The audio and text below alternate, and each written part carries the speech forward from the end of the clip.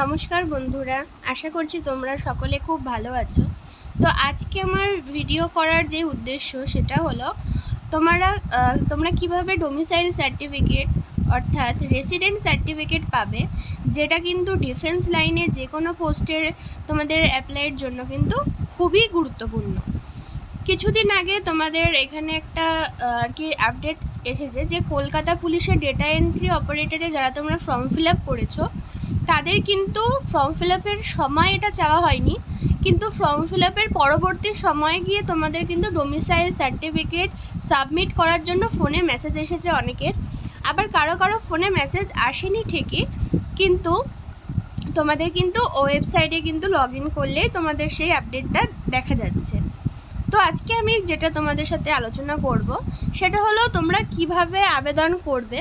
তার চেয়েও বড় কথা, আবেদনের ভিডিও তো ইউটিউবে অনেক অ্যাভেলেবেল আছে তোমাদের জন্য, কিন্তু যে জিনিসটা অ্যাভেলেবেল নেই সেটা হলো সঠিক ইনফরমেশান। তোমরা তো অনলাইনে আবেদন করলে, তারপরে কিন্তু অনেক সময় ভুল বোঝার কারণে কিন্তু আমাদের সার্টিফিকেটটা আমরা যথাসময়ে পাই না। ফলে কি হয়, ফলে আমরা কিন্তু আবেদন করতে পারি না। আমার সাথেও সেম এই জিনিসটা হয়েছিল। তো আমি আজকে তোমাদের নিজস্ব অভিজ্ঞতার দিয়ে বলবো যে কি হয়েছে। দেখো, প্রথমে আমরা জানি যে ওয়েস্ট বেঙ্গল ডিস্ট্রিক্ট 2.0 এখানে এসে কিন্তু তোমাদের একটা ফর্ম ফিল আপ করতে হয়, মানে অ্যাপ্লাই করতে হয় ডোমিসাইল সার্টিফিকেটের জন্য। এই সংক্রান্ত অনেক ভিডিও তোমরা পেয়ে যাবে ইউটিউবে, অন্যান্য চ্যানেলে, তোমরা সেখান থেকে দেখে নেবে। কিন্তু তোমরা এই যে ফর্ম ফিল আপটা করলে, একটা এআইএন নাম্বার জেনারেট হলো, একটা কাগজ তোমাদের কাছে আসলো, পরবর্তী ধাপ কি, তোমরা কি করবে, কোথায় যাবে, সঠিক কিভাবে পাবে, সেই সংক্রান্ত কিন্তু আমি তোমাদের বলবো। তো চলো তোমাদের আমি সঠিক ইনফরমেশনটা দিয়ে দিই, আমি যেভাবে পেয়েছি। তো সেটা আমি বলছি।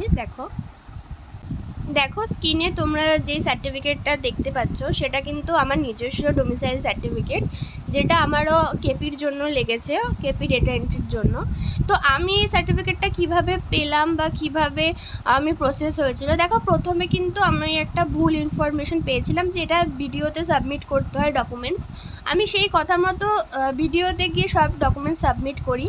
আমাকে ওয়েট করতে বলা হয় 1 দিন 2 দিন।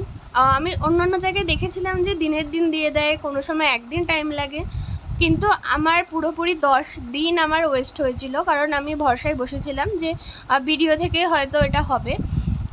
পরবর্তীতে আমি আমার ডাউট ক্লিয়ার করার জন্য সব কিছু নিয়ে এসডিও অফিসে যাই।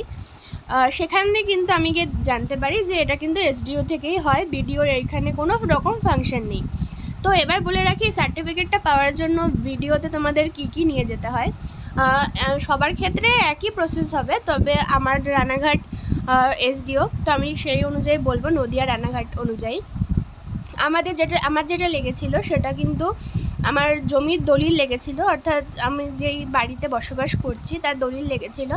আর আমাদের এসডিওর এখন নিয়ম হয়েছে যে 2005 সালের আগের দলিল চাইছে, 2005-এর পরে কোনো রেকর্ড দলিল তারা দেখছে না।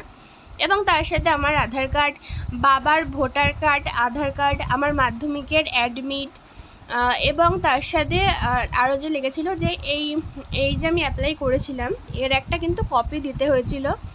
ওনারা সব সাথে সাথে আমার সামনেই ভেরিফিকেশান করার পর আমি সাবমিট করেছিলাম এটা 23 তারিখে। তো 23 তারিখ সন্ধ্যাতেই কিন্তু আমাকে সার্টিফিকেটটা প্রোভাইড করা হয় অনলাইনে, এবং এই সার্টিফিকেটটা আমি অনলাইন থেকে ডাউনলোড করেছি এবং আমার কেপির ফর্মে সাবমিট করে দিয়েছি। তো তোমাদের একটা কথাই বলবো, তোমরা কিন্তু অবশ্যই এই ফর্মটা ফিল আপ করার পর এসডিওতে যাবে এবং যা যা ডকুমেন্টস বললাম, এবং তোমাদের যদি ডকুমেন্টস প্রয়োজন হয় জানার যে কী রয়েছে, তোমরা আমার কথা অনেক সময় নোট করতে নাও পারো, আমি কিন্তু দিয়ে দিচ্ছি যে তোমাদের কী লাগবে, দেখে নাও তোমরা একটু। দেখো, আমি যখন এসডিওতে গেছিলাম তখন আমার তো কাজ হয়েছে, আমি অন্যদের জন্য ভিডিও বানাবো বলে আমি কিন্তু এসডিও থেকেই ছবিটা তুলে এনেছি। তো এইগুলো কিন্তু তোমাদের লাগছে ডকুমেন্টস। তো তোমরা যারা ডোমিসাইল সার্টিফিকেট জন্য অ্যাপ্লাই করবে, কারণ আমাদের এই সার্টিফিকেটটা কিন্তু অনেক কিছুতে লাগে, ডিফেন্সের বিশেষ করে এসএসসি জিডি বলো, পুলিশ বলো, সব কিছুতেই লাগছে। তো এখানে কিন্তু তোমাদের খুব গুরুত্বপূর্ণ। তো অনেকেই কিন্তু এটা বুঝতে পারে না যে কিভাবে করতে হবে।